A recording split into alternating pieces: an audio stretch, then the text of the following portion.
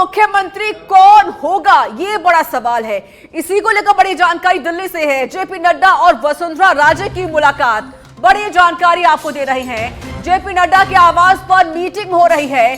करीब 45 मिनट से बैठक जारी है। सांसद दुष्यंत सिंह भी बैठक में मौजूद हैं। बड़ी जानकारी और ये बड़ी अपडेट आपको दे रही है। करीब 45 मिनट हो चुके हैं और 45 मिनट से ये बैठक जारी है। संशय बरकरार है, सस्पेंस बना हुआ है। मुख्यमंत्री कौन होगा अभी ये क्लियर नहीं हुआ है। हालांकि इंतजार हर कोई कर रहा है। हर किसी के जहन में सिर्फ एक ही सवाल है कि राजस्थान का राजा कौन होगा, राजस्थान का मुखिया कौन होगा, राजस्थान का मुख्यमंत्री कौन होगा। Delhi bureau chief Rajiv Tiwari live जुड़ चुके हैं इस पर और अधिक बातचीत करने के लिए। राजीव, 45 मिनट हो चुके हैं और नड्डा के आवास पर यह बैठक अभी भी जारी है। आप पिछले कुछ घंटों से ग्राउंड पर ही मौजूद हैं, तस्वीरें भी आप तक पहुंचा रहे हैं। इसके अलावा पल पल की अपडेट आप हम तक पहुंचा रहे हैं।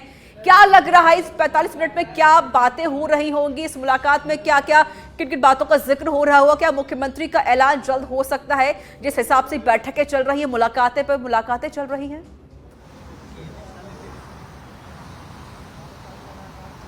बिल्कुल, देखिए, मुख्यमंत्री के नाम का ऐलान जल्द हो जाएगा ऐसी संभावना बनी हुई है, क्योंकि लगातार जयपुर से लेकर दिल्ली तक बैठकों का दौर चल रहा है और वो नाम जल्द ही सामने आ जाएगा। लेकिन इस समय मैं आपको बताना चाहूंगा कि बीजेपी के राष्ट्रीय अध्यक्ष जेपी नड्डा के आवास पर मैं मौजूद हूं और इसी आवास पर, जेपी नड्डा के आवास पर पूर्व मुख्यमंत्री वसुंधरा राजे और उनके सांसद बेटे दुष्यंत पहुंचे हुए हैं। यहाँ पर जेपी नड्डा के साथ उन लोगों की बैठक चल रही है। देखिए, यह बैठक बहुत ही महत्वपूर्ण है राजनीतिक दृष्टिकोण से देखा जाए तो। एक तो वसुंधरा राजे मुख्यमंत्री पद की दावेदारी कर रही हैं और दूसरी बात यह है कि जो राजस्थान के राजनीतिक हालात हैं जिसमें रिजॉर्ट पॉलिटिक्स सामने आया है, यह एक बहुत बड़ा मामला बन गया भारतीय जनता पार्टी के लिए।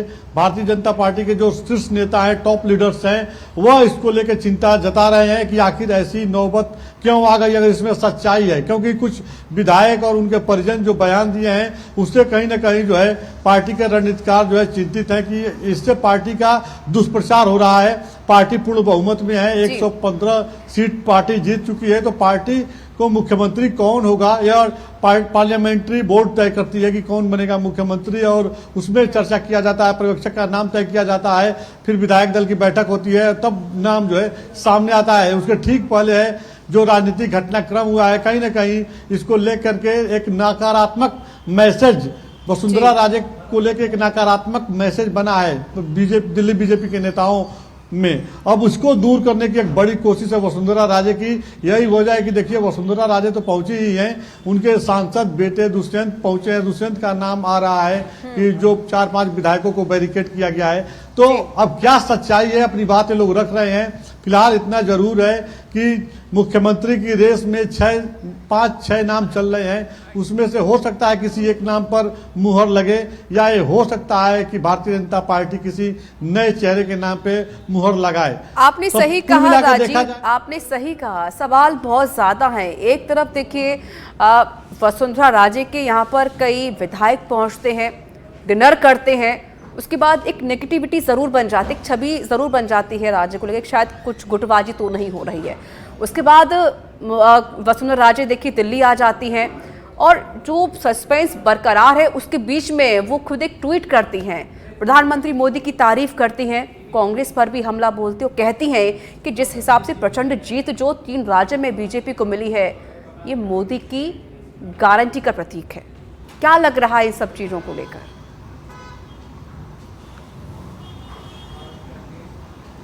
देखिए, यह तो एक भावनात्मक बयान है।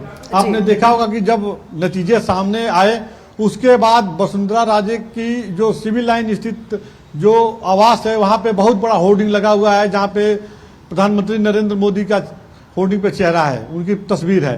तो कहा जा सकता है कि यह जो स्टेटमेंट आया है सिर्फ वसुंधरा राजे ही नहीं बल्कि भारतीय जनता पार्टी के सभी नेता, चाहे वो मध्य प्रदेश कि शिवराज सिंह चौहान हो जिन्होंने 5 साल अभी सरकार चलाई है, उनका भी यही कहना है कि जो हमारी जीत हुई है प्रधानमंत्री नरेंद्र मोदी के चेहरे पर जीत हुई है, उनकी गारंटी की जीत है।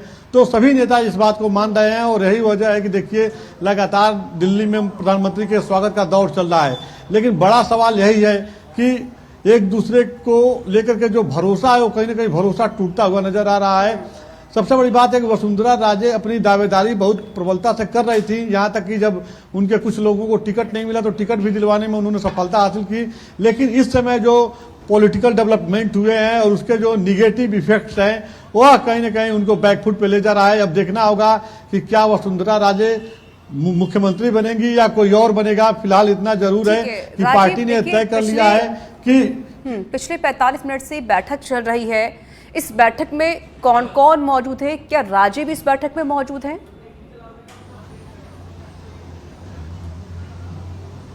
बिल्कुल, देखिए इस बैठक में जेपी नड्डा हैं, पूर्व मुख्यमंत्री वसुंधरा राजे हैं और उनके सांसद बेटे दुष्यंत सिंह हैं। तो इस बैठक में सूत्रों से जानकारी ये भी मिल रही थी कि हो सकता है गृह मंत्री अमित शाह आए, लेकिन वो नहीं आए हैं।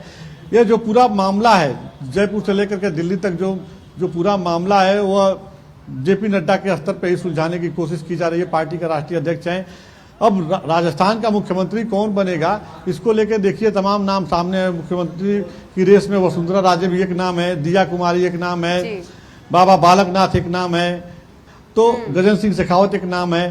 तमाम नाम सामने आ रहे हैं। अब नाम सामने आ गया है, देखिए रेल मंत्री अश्विनी वैष्णव का बहुत प्रबलता से उनका नाम लिया जा रहा है कि अश्विनी वैष्णव बहुत सुलझे हुए नेता हैं, विश्वास पात्र हैं प्रधानमंत्री के, और जिस तरह से उन्होंने बहुत अच्छे तरीके से रेल मिनिस्ट्री को संभाला है, तो अगर उनको जिम्मेदारी दी जाती है तो राजस्थान में बेहतर काम करेंगे। ओबीसी कैटेगरी से आते हैं, तो एक देश भर में जो ओबीसी इफेक्ट चला हुआ है, तमाम ओबीसी को लेकर जो राजनीति चल रही है तो उसका एक अच्छा प्रभाव पड़ेगा।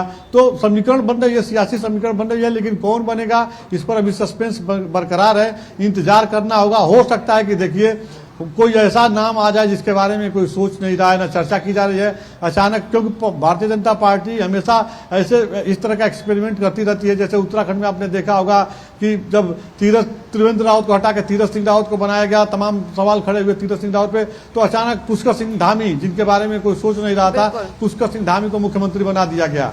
तो हो सकता है कि राजस्थान में भी ऐसा हो, कोई चौंकाने वाला नाम सामने हो, कोई युवा हो जिसको राजस्थान की जिम्मेदारी दी जाए। लेकिन एक बात यह भी साफ है कि राजस्थान बड़ा राज्य है, सामने लोकसभा चुनाव है, तो हर वर्ग को साधने की कोशिश भारतीय जनता पार्टी करेगी। लिहाजा एक बात ये भी आ रही है कि राजस्थान में एक मुख्यमंत्री और 2 उप मुख्यमंत्री बनाए जा सकते हैं जातिगत समीकरण को साधने के लिए, ताकि सभी वर्ग में, सभी समाज में एक पॉजिटिव मैसेज आए और लोकसभा चुनाव में। आपने सही कहा कि जातिगत समीकरण को साधने के लिए कोशिश यही रहेगी, क्योंकि उत्तर प्रदेश में जिस हिसाब से 2 डिप्टी सीएम बनाए गए और मुख्यमंत्री बने, क्योंकि हर जाति को साधना बीजेपी के लिए ज़रूरी है। लोकसभा का चुनाव नज़दीक है और ये जो 23 की जो जीत हुई है, ये 24 के लिए नैया पार क्या लगा पाएगी ये अभी देखना भी है। लेकिन उससे पहले राजीव ये भी है कि चाहे वो राजस्थान हो, छत्तीसगढ़ हो या मध्य प्रदेश हो, उन्हें हर वर्ग को इन राज्यों में ध्यान रखना होगा, क्योंकि राजस्थान की हालांकि 25 लोकसभा की सीटें हैं और 2019 में बीजेपी ने इन पर जीत हासिल की थी। लेकिन इस बार चुनौती बहुत ज़्यादा है कि कांग्रेस पार्टी अब किसी से कम नहीं है। वो भी पूरी कोशिश और स्ट्रैटेजी बनाने में लगी हुई है कि लोकसभा की जो सीटें हैं 25, उस पर कांग्रेस पार्टी राज करे।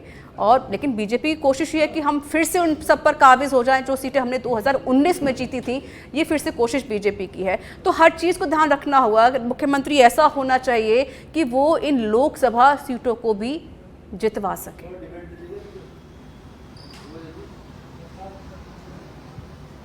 बिल्कुल बिल्कुल सही कहा आपने। और इसी समीकरण को जोड़ने घटाने में भारतीय जनता पार्टी के रणनीतिकार लगे हुए हैं कि क्योंकि देखिए जो जातिगत समीकरण देश भर में हुआ है, जो विपक्षी दल के नेता हैं वो लगातार इस बात की मांग कर रहे हैं कि जो जनगणना है, जातीय जनगणना होनी चाहिए। लेकिन प्रधानमंत्री ने इस पूरे मुद्दे को ही डाइवर्ट कर दिया।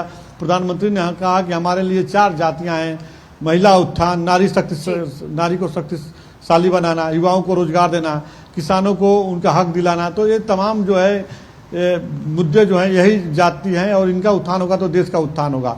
तो यह तो रही सियासी बात, लेकिन इस बात को इनकार नहीं किया जा सकता है कि चाहे वो बिहार की बात कीजिए, उत्तर प्रदेश की बात कीजिए, झारखंड की बात कीजिए, जहाँ पे जातीय राजनीति होती है वहाँ पे जातिगत समीकरण बनाना और वहाँ के लोगों का विश्वास जीतना बहुत बड़ी चुनौती होती है। और 3 राज्यों में जो बीजेपी को जीत मिली है, छत्तीसगढ़, मध्य प्रदेश और राजस्थान, तो यहाँ पे जो है भारतीय जनता पार्टी हर संभव, चाहे जो कि आदिवासी वर्ग हो या जाट समाज के लोग हों या क्षत्रिय समाज के लोग हों, ब्राह्मण समाज के लोग हों, सभी लोगों को साथ लेकर के चलने की कोशिश है। तो अब देखना होगा कि राजस्थान के साथ साथ मध्य प्रदेश, छत्तीसगढ़ में कौन मुख्यमंत्री बन रहा है, कौन उप मुख्यमंत्री बन रहा है, क्या फार्मूला इंप्लीमेंट किया जा रहा है, क्या उत्तर प्रदेश, इसका इंतजार यहाँ पर करना होगा। हालांकि पिछले 1 घंटे से जो बैठक चल रही है जिसमें वसुंधरा राजे भी मौजूद हैं, उनके जो बेटे हैं दुष्यंत वो भी इस बैठक में मौजूद है और भी इसमें विधायक लोग मौजूद है। लेकिन इस 1 घंटे की बैठक पे किन किन मुद्दों को लेकर बातचीत हो रही है, अभी फिलहाल ये कहना मुश्किल है कि क्या मुख्यमंत्री राजे ही होंगी या कोई और होगा, या बाबा बालकनाथ होंगे या शेखावत होंगे या दिया कुमारी होंगी या राज्यवर्धन सिंह राठौर होंगे। ये अभी सवाल देखिए बरकरार है कि राजस्थान का मुखिया कौन होगा। हालांकि बैठक चल रही है और हो सकता है कि शायद 1 से 2 दिन के अंदर ये क्लियर हो जाए कि राजस्थान का मुखिया कौन होने वाला है। बहुत बहुत शुक्रिया आपका राजीव, अधिक जानकारी देने के लिए।